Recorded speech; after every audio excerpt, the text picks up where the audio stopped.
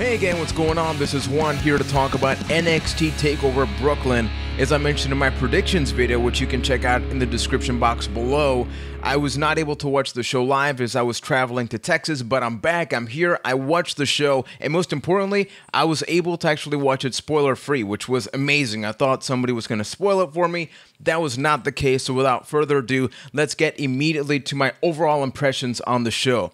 I think this may be my favorite TakeOver show to date, even though other ones maybe have had singular matches that are really freaking good. I think the overall structure, the atmosphere, of course, you know, different arena, different vibe, just the way Triple H opened up the show. We got debuts, a lot of really cool stuff happening. So easily my favorite TakeOver to date.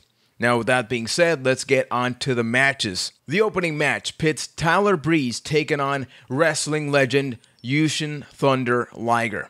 Now, Tyler Breeze, really cool touch, coming out with, you know, the New York vibe, the supermodels and all that cool stuff, doing his selfie stick entrance, which I was a little disappointed we didn't get an on-screen video, but I think it did the job. And then, of course, you see Owsson Thunder Liger, a guy that has probably influenced a lot of the guys in the NXT roster. I wonder how even Tyler Breeze thought about the fact that he was battling this legend. Now, my predictions, I stated that Tyler Breeze was going to be the winner of the match. Of course, I was wrong. That being said, I think the match was excellent. It was a great opening match because it was fast-paced, but not, you know, all spot fest or something like that, especially Owsson Thunder Liger, of course, not somebody that's young now, but can still definitely go at it. And the crowd was just so pumped up for this match that it definitely elevated it. I think it got the job done, where the purpose, as I mentioned in my predictions, is you got to move up Tyler Breeze to the next level. You got to be able to show that this guy can hang. You know, he's not just a pretty face, he's not just Prince Pretty,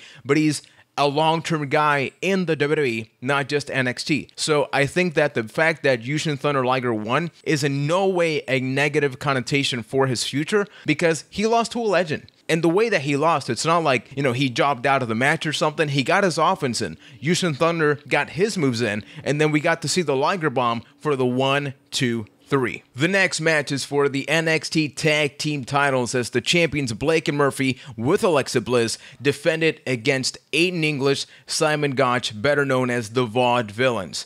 Now, the build up to this match was interesting because, of course, a lot of people thought that Enzo and Cass were going to be part of this match. They were part of taped matches that took place before the TakeOver show begun. So that's something that we're going to see down the line. But with this match, the second thing going on was that the Vaudevillains were supposed to find somebody to be with them at ringside to sort of counteract the involvement with Alexa Bliss. Now, we actually got that person. We saw the Vaudevillains were dressed in blue, which sort of spoiled that it was indeed Blue Pants was in the match. The crowd erupted. I love whenever Blue Pants theme music plays. It was not a mixed tag match. It was still for the tag titles, but it's nice. I appreciated the fact that we've gotten to a point where having somebody at ringside was almost a match stipulation. It wasn't, oh, here's my hidden tag partner or something like that. So that was really cool. Now, as I mentioned, Enzo and Cass were supposed to be the favorites to go into this match. Not the case here, but that being said, the match played out perfectly. I enjoyed it way more than I thought I would. Even going into this match, I have to say I like the Vaudevillains, but I wasn't like, yes, you know, they're going to win the tag titles, and they're going to represent the tag division here in NXT. When the 1, 2, 3 happened, people were marking out, I was marking out, and I got to point out, with Simon Gotch, I've always liked his look, but I think this was the Becky Lynch match for him. What I say is that in the last TakeOver, the person that really had that proving ground moment was Becky Lynch. The 1, 2, 3 happened, and the people loved her. And I think Simon Gotch was that guy for the show, because the people really got to feel, I don't know, just the overall vibe of this match was incredibly positive. And the fact that the crowd, you know, they were booing Blake and Murphy, which, you know, I mentioned in my predictions video because maybe they were a little bit stale. They're not these overdeveloped, larger-than-life characters. But for this match, that played out perfectly. So we have brand new tag team matches, brand new tag team champions, I should say. It is a new tag team match, though, that happened. Anyway, so we have new tag team champions. I'm really looking forward to it. Now, what's going to happen next? Are we going to see Enzo and Cass maybe be involved in there in a face-face feud? Or are the Vaudevillains going to go heel again? I don't know. We'll have to wait and see what happens there. The next match featured the debut of independent superstar Uwan Nation, now better known as Apollo Crews. Really cool theme music, by the way. And he took on Ty Dillinger. Now, Ty Dillinger, we've heard a lot from other wrestlers because he's been in developmental for seemingly forever, over 7 years as far as I know. And then he's been in NXT, but in all this process, he's pretty much been a jobber, and that's been it. He had this character that he apparently been working on in NXT live events where he does a 10 counter. He rates his performance is always 10. He's the perfect 10. So we got to see that in this match. And I think that a lot of people, myself included, going in, saw Ty Dillinger as the opponent, and we're thinking, okay, it's just going to be another jobber match. He's going to be put away really quickly. But if you especially replay the match, you can see that he got his offense in. He got his look in. And I think that the people reacting so much is really going to play positively in future NXT events because people got to look. They got a sneak peek at what this character can be. Now, is it going to be more than just 10, 10, 10? I don't know because it just happened. And I think it was a great combination because on one hand, you have Ty Dillinger with a brand new character, but on the other one, you have Apollo Crews coming into NXT for the first time. And that guy is incredibly athletic. Now, he's not the tallest guy. You can see that right off the bat, but he's incredibly muscular, powerful.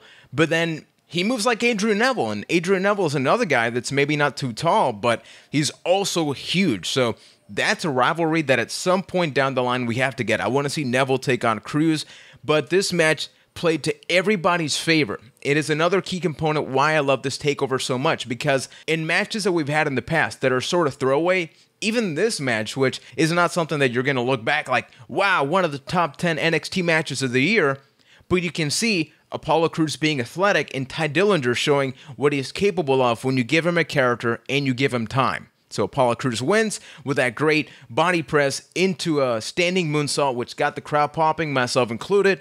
Great match. Now, the match that featured the most violent probability, we have Baron Corbin taking on Samoa Joe. As I mentioned in my predictions video, this is the match that I was looking forward to the least because I'm not happy with how Samoa Joe's really been doing in NXT, and I'm just not a big Baron Corbin fan, so sorry. But that being said, I think it was a pretty good match. I still have a lot of complaints. This is the match that I still cared about the least, and I liked the least in the overall show, and I want to get to that. But talking about the positives, I think it shows that Baron Corbin does have a mean streak in there somewhere. Honestly, I did not see it in this match. Samoa Joe, though, was on fire. I think this match put him more on the map for a WWE audience than Baron Corbin. I think anybody that sees this will see that Baron Corbin just doesn't have something that Samoa Joe, of course, a ring veteran, comes out there, has the crowd popping for him. Joe's gonna kill you's going on. Any punch, any little move that he did in the match was just so vicious. The kicks in NXT, the past tapings, they've seemed kind of slow, but here he was on point, and the fact that he won the match just solidified him as somebody that can maybe turn heel and face Finn Balor. And I think that that's the feud that's going to be happening. And if that's the case, I'm super looking forward to that. Now, having said that, let's get to Baron Corbin. As I mentioned, Samoa Joe, whenever he hit Baron Corbin, I could feel that intensity. But whenever Baron Corbin elbowed him back or something, I wasn't feeling it. It felt too much like he was still, following, well, this is how I learned how to do this punch, so I'm just going to do it. I didn't feel that intensity. You heard him out loud a couple of times, but the punches, and even the crowd went absolutely mild whenever he got that offense back. And usually, traditionally in wrestling, when Samoa Joe, the babyface, punches the heel like Baron Corbin, we get the yay. Then when the heel does that back, you get the boo. And you could tell they tried doing that at one point in the match, but the crowd just wasn't caring. And when the crowd's not caring about that, that's a big problem. That's something you have to address. And now that he lost, where does Baron Corbin go from here? Because he's not that lone wolf. Of course, he lost to Samoa Joe, so it's not like he lost to some low-tier guy. But they got to change something up. Something's not working here, and it hasn't been working for a very long time. Now, even though this show was built up as having two different main events, I think the real main event was not the match to close out the show. I am, of course, talking about the NXT Women's Championship match, which beforehand Stephanie McMahon came out, talked about the Divas Revolution once again, and then it was time. Sasha Banks defends against Bayley. Bayley, the ultimate underdog, as even Stephanie McMahon built her up as that. And then you see Sasha Banks coming out like a legit boss. I mean, she was playing her character, and holy shit, there's no other way to say it right now. This match was amazing in every way. I mean, I had goosebumps by the end of the match. I was legitimately emotional. You saw guys in the crowd cry. I went to Squared Circle afterwards, and a lot of people, they admitted to crying, and it's because everything just played out so well. This was one of the best matches I've seen in NXT. And if you replay the match, it's not like it was, diving spots every 2 seconds. We saw all these elaborate suplexes. We didn't. We, of course, got the double knee spots. We had the Bayley to bellies. We had the stuff that also made things cool. We had that somersault dive to the outside by Sasha over the referee. So we got that. But above all that, we got better storytelling in this match than we have in almost any match in the main roster. Not just Divas Division, not just male roster, but all of it. Bayley, the ultimate underdog. Somebody that has aspired to become NXT Women's Champion for so long, but has yet failed. And here comes Sasha Banks, the 4 horsewomen. One of them stayed down at NXT. Why? Is that because Bayley's a failure? That's where this match shows you. It's not because of that. Bayley is going to represent the 4 horsewomen down at NXT, while the others try to make that big change in the main roster. We also got to see a preview that there's another diva that's going to be coming up in NXT, so I'm looking forward to that. And everything about it was just so great. I'm trying to just, pinpoint specific parts, but just everything about it felt so good. And there was not a single botch. There was not a single sloppy looking spot. It was the cleanest match I think that I've seen since Cena Owens won. I think was the last time recently that I felt this energy, this goosebumps that I got throughout the match. Bayley wins, and then right there is the icing on the cake. People are, high-fiving in the audience and all that cool stuff. But then we get to see PCB come out, at least a portion of them. We saw Becky Lynch and Charlotte go out there. And then all of a sudden, Sasha Banks comes back out and gives her a hug. It was almost reminiscent of the Click picture we've seen a lot when some guys were about to leave WWE and that cool stuff, Diesel, etc. And they're all hugging in there. We got to see that with the 4 horsewomen. They even did the post at the end, signaling that, we had this personal rivalry, but we are here to be a revolution. And that's how you become a revolution. They didn't have to say it. Stephanie said it, but the match spoke for itself. At one point, the crowd goes like, this is awesome. This is wrestling. The camera pans out, and that is the perfect moment. That is when you realize that, Ronda Rousey is one of the main reasons that people tune into UFC. Sasha Banks, Bayley, Charlotte, Becky Lynch, they all have an opportunity to not just cater to the diva fans, to the female fans, the younger fans. They can just take over the WWE. And this match showed it. When you have such a huge arena, and sorry if I'm talking so much about this, but I was just so freaking happy about this. So I cannot wait to see what they're going to do now with NXT. Of course, there's a huge gap because I'm assuming Sasha, Becky, and Charlotte are not going to be there anymore. But we still have, Emma and all that cool stuff. So I'm looking forward to what's coming next. And now it's time to talk about the main event match for NXT Takeover Brooklyn, the ladder match for the NXT Championship. We have the Demon Finn Balor defending against the former NXT Champion Kevin Owens. Now, this is a ladder match, and obviously people were exhausted after the previous women's title match, which was just phenomenal, as I just mentioned. And then this match, once again, lived up to expectations. If anything, for me, I think it sort of exceeded them because, as I mentioned in my predictions video, I was looking forward to this match, but it wasn't anything that I had to stay up, or that I immediately wanted to see. I got that with the women's title match. With this, it was more of, what are they going to do right now with the main event scene of NXT, which seems so uneven, or I guess so unorthodox.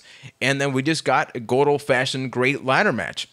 People wanted to see some table spots. We heard the "We Want Tables" chants. We didn't really get that, but we didn't need that. I think Kevin Owens played his character off perfectly. There's at one point where he was on the outside and he had Finn Balor set up. It looked like he was going to run over the ladder, but then he just punched Finn Balor. That's the type of stuff you need. And just before I forget, Finn Balor's entrance with the championship there in front of him, I love that so much. And Maybe this is not the best ladder match that has happened out there. I think it played off really well for what was happening right now. I don't think it's anything that we're going to look back for, crazy spots or something like that. But once again, this is more of a proving ground match where Kevin Owens has lost everything seemingly up to this point, and he had to become champion, which he did not. And as I mentioned in my predictions, I think Finn Balor had to win the match. Kevin Owens has to become this paranoid character that he lost it all now. So what does he have to do? I don't know. There's a plan going by. And going into SummerSlam, he's got to be paranoid. He's got to be crazy, unorthodox, and we do not know what to expect of him. We got those double foot stomps of the ladder, which was really great. I think the match played off really well because the beginning of the match was almost the end of other ones. You saw Finn Balor immediately hitting, the sling blade, all the moves that he saves up for the end of the match, letting you know that this is different. This is a ladder match. Different stipulation requires a different match type. Overall, I gotta say I liked it. There's not anything in particular that I can go at it and go like, yes, I need to rewatch that spot right there. I think with the women's title match, I can definitely do that. But that being said, it was a really good match. Great way to close out the show. Great NXT Takeover Brooklyn. In this show, we also find out that there's going to be a Dusty Rhodes tribute tag team tournament that's going to be happening leading up to the next Takeover happening in October. So it was the overall package. You know what's happening in the future in one part, but in the other one, it's uncertain. And that's nice because it keeps you intrigued. It keeps you interested in the show. But this is also a great standalone show because everything from Tyler Breeze to Apollo Crews' debut, there's at least a little bit somewhere in each match that you have to go look there. If you haven't watched NXT, this is a great welcome for it. Even better than Arrival, even better than most of the other shows. So for those that did watch it, I would love to know, what did you think about NXT TakeOver Brooklyn? Leave us your review in the comment section below. And if you're watching this after SummerSlam, let us know which one you like more, SummerSlam or TakeOver, by going down there once again. Make sure to check out my predictions to see, how I sort of fared. I think I did overall pretty decently. Remember to check out the podcast available every single Tuesday night right here on the channel. If you like this video, give us a thumbs up and subscribe to get tons of stuff like the podcast, Fight Night, reviews, and all that cool stuff right here on the channel. So until next time, thanks for watching. And then the light keeps changing so much, and I'm dealing with the slider in this whole video, and it's been really annoying. Look. Woo! So until next time, thanks for watching, and we'll be back with a ton more stuff right here on Byte That.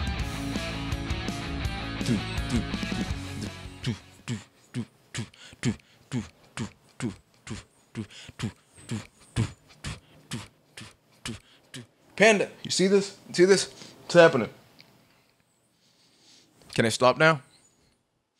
Did you click on a video on the screen? If you click, go back. There's 2 videos that you can click, or the suggestion thing. There's more stuff. You don't have to keep watching me do this. Seriously, I'm just moving a slider on the screen. That's all I'm doing. Look. Peace.